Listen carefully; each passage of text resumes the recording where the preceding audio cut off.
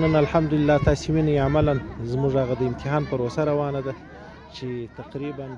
دا په لښکرګاه ښار کې د هغو شاوخوا 350 تنه ځوانانو وروستۍ ازموینه ده چې د کمپیوټر او اداري مهارتونو برخو کې یې 6 میاشتې د 3 میاشتې ښوونیز او روزنیز مرکز کې په وړیا ډول زده کړې ترلاسه کړي دي. د ازموینې پر مهال د 3 میاشتې رئیس مولوي فضل محمد فضلي د خبرو پر مهال وویل چې د ازموینې ګډونوال هغه ځوانانو چې یا بې سرپرسته او یا هم د فیس ورکولو توان یې نه درلودي چې د هلمند 3 میاشتې ریاست په ښوونیز او روزنیز مرکز کې په وړیا ډول د کمپیوټر او اداري مهارتونو برخو کې زده کړې ترلاسه کړي دي او دا د اوس یې وروستۍ ازموینه واخیستل شوه چې له دې وروسته کولی شي د ترلاسه کړو زده کړو پر مټ ټولنې ته خدمت وکړي. ښاغلي فضلي زیاته کړه د ازموینې پروسه شفافه ده او یوازې هغه کسان به بریالي وي چې په ازموینه کې له ځانه وړتیا ښودلې وي. نن الحمدلله تاسې وینئ عملا زموږ هغه د امتحان پروسه روانه ده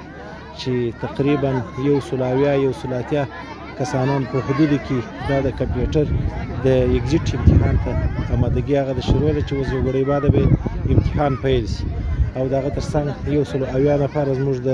اداري مهارتو څخه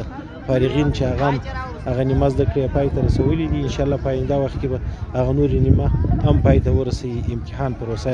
شروع ده. عملا یې داسې د شفافیت تضمین کوو چې لله الحمد استادان هم زموږ ګرده رضاکاران استادان دي، هغه عند الله عند رسول ته درسونه ورته وایي، نو دا پروسه یې هم دغسې عند الله په مخ بیایي او بیا د امتحان پروسه یې اخر هغې چې د معارفو سره په هماهنګۍ چې د هغه استادان هم پشکې دخیلي، زموږ استادانو ملګري هم پشکې دخیلي، د یو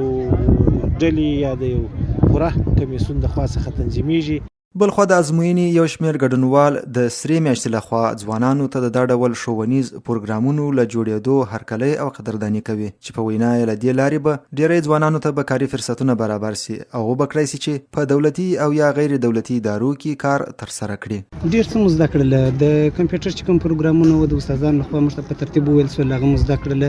او اداري کارونه مو زده کړل. نو په آینده کې موږ کولی شو چې په اداره کې د کمپیوټر په برخه کې څه کارونه هغه وکولی شو. د دې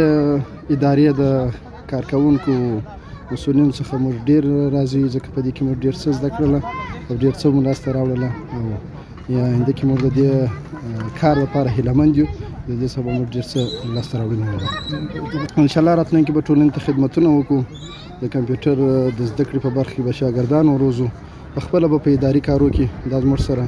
یو همکاري او د دې څخه به موږ ډېره استفاده وکړو. د یادونې وړ ده چې دا مهال د هلمند 3 میاشتې ریاست په ښوونیز او روزنیز مرکز کې ګڼ شمېر ځوانان په وړیا ډول دیني او عصري زده کړې کوي چې د یاد ریاست د مسؤلینو په خبره له دې کاره څخه یوازینۍ موخه د ځوان قشر د علمي وړتیا لوړول او د هغو د کاري بوختیاوو لپاره د زمینې برابرول دي.